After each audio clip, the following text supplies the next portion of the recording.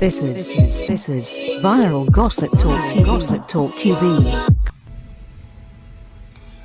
Top 10 historic ways to beat plague.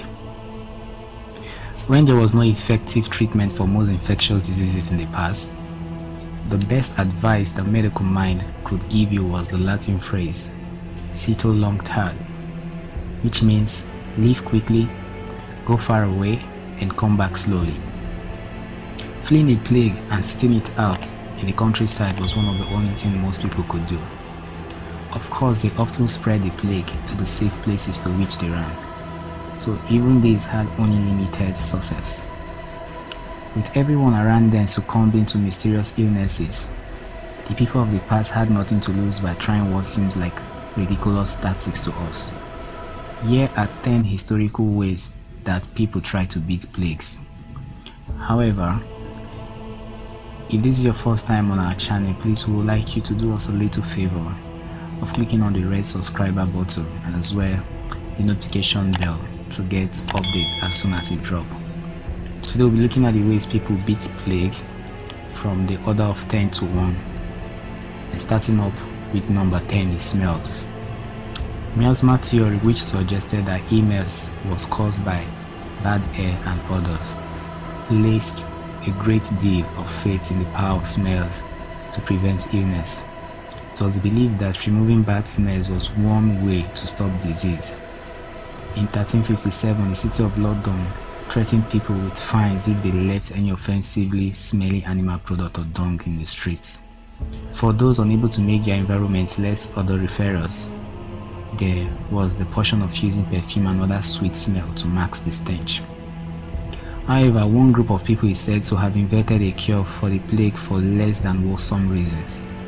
4 thieves vinegar, aka the merciless vinegar, was a concoction of vinegar, herbs, spices, and garlic whose strong smells was thought to prevent the plague.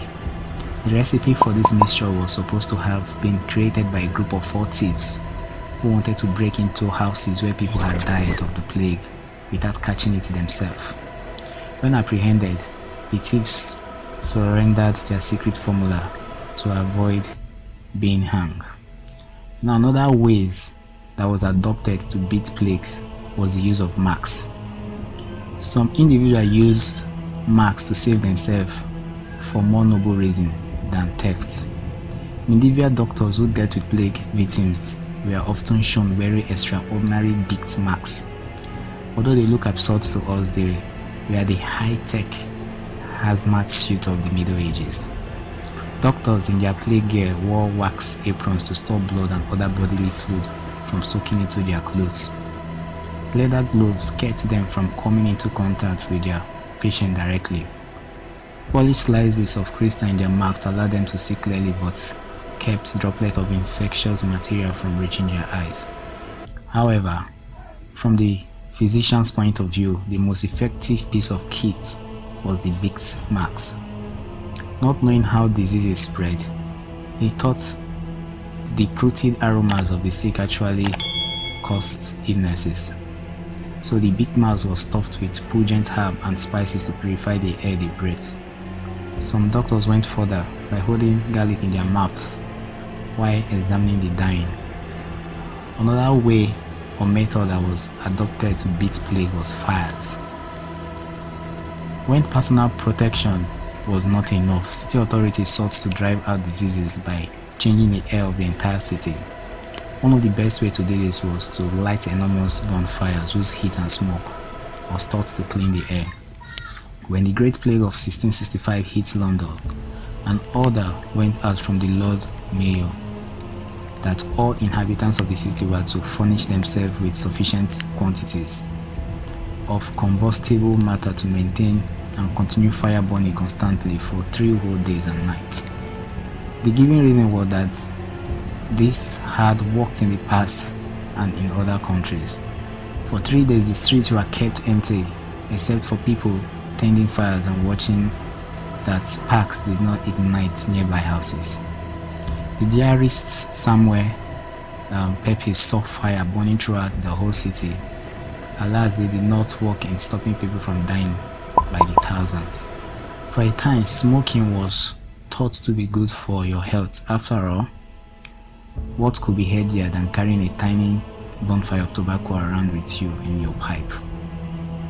Another method that was adopted to beat plague was kill cats. During the Great Plague, the city authorities of London also declared that there should be a culling of cats and dogs. Unfortunately, this plague was spread by rats and fleas without cats and dogs to keep rat population down. Now, without cats and dogs to keep the rat population down, it is sometimes thought that this measure helped to prolong the length of the plague.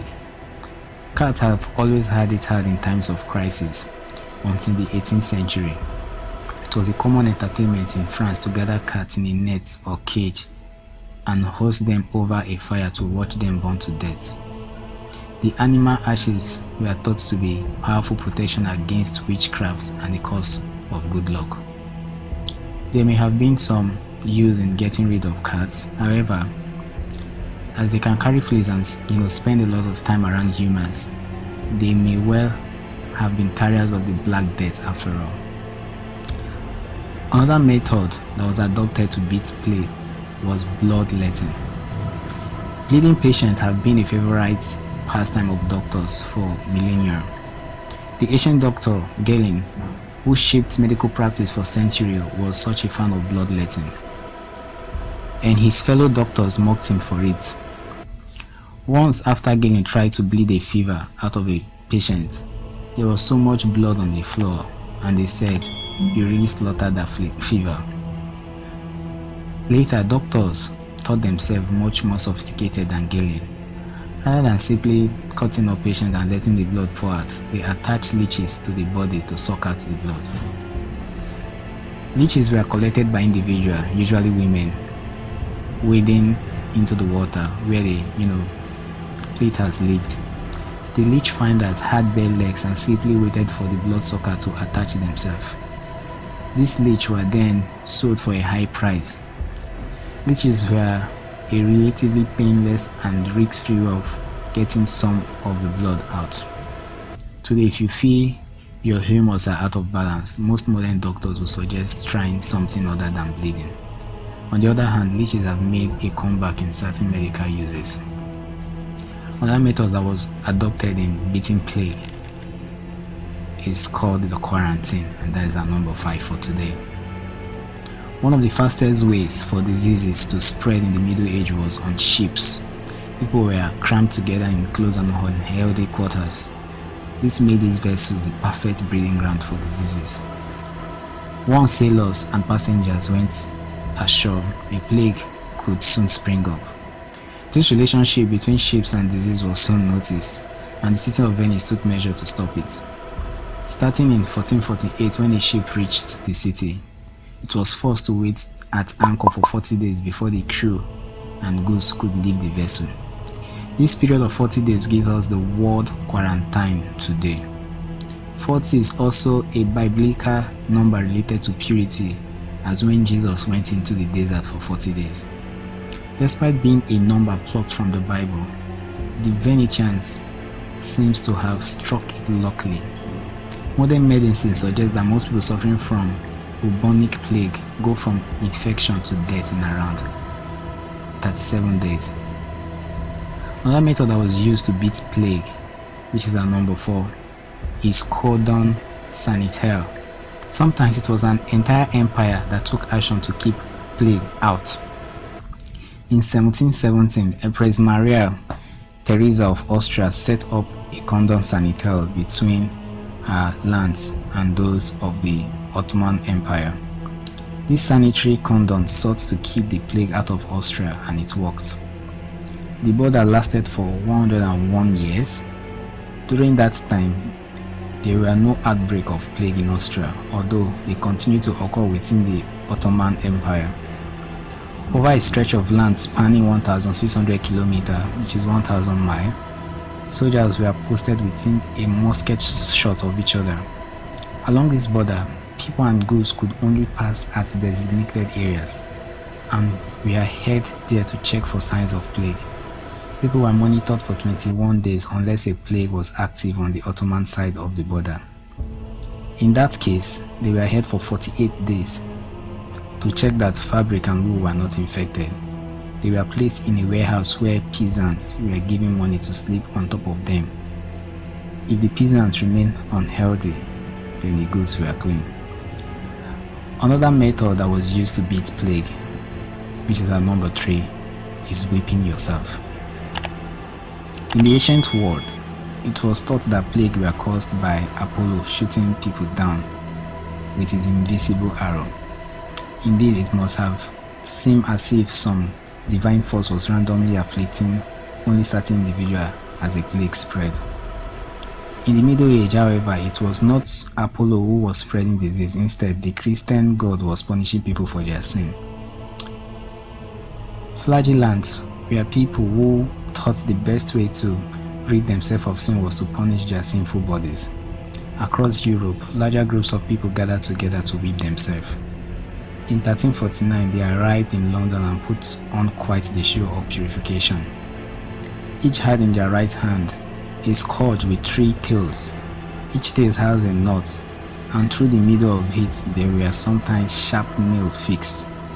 They marched naked in a file, one behind the other, and whipped themselves with a scourge on their naked and bleeding bodies. The same year, however, Pope Clement VI issued a papal bull against the flagellants. They were taking the church rites to forgive their sin into their own hand. Also, having large group of people assemble and spray blood around open wounds was a good way of spreading disease. Another way that was adopted to beat plague is known as Mercury, unicorn, and goat stone, and that is our number 2. The placebo effect is amazing. If you tell people that you are giving them a medicine to treat their condition, they often report that they feel better even if the substance contains no active ingredient. In fact, if you tell them that the medication is rare or costly, the effect becomes even stronger. Belief in the medicine is a powerful part of its potency. Early doctors may have unwittingly taken advantage of this when they prescribe exotic concoctions for their patients. In the ancient world, spices from distant lands were prized for their medicinal powers. In the 17th century, expensive drugs were still favored by those who could afford them.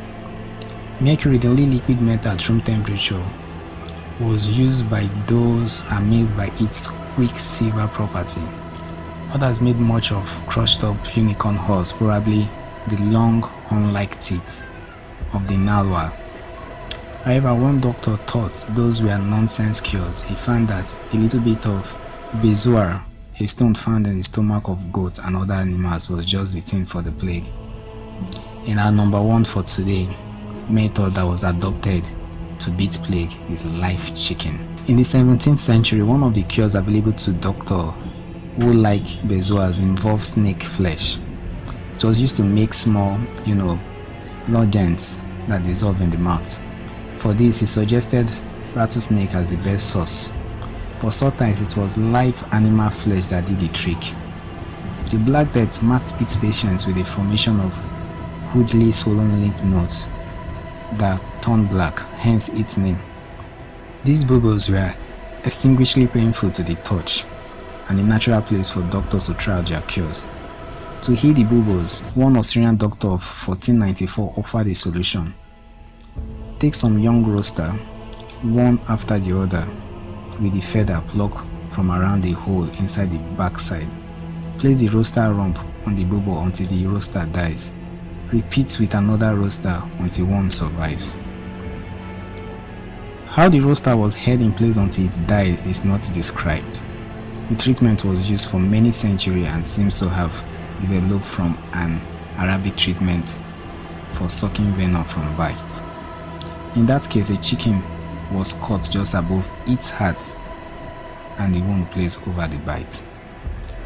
So we've come to the end of top 10 historic ways to beat plagues. I hope this information was useful to you. And if you liked this video, please leave us a thumb up and also share this video with your friends to create this awareness.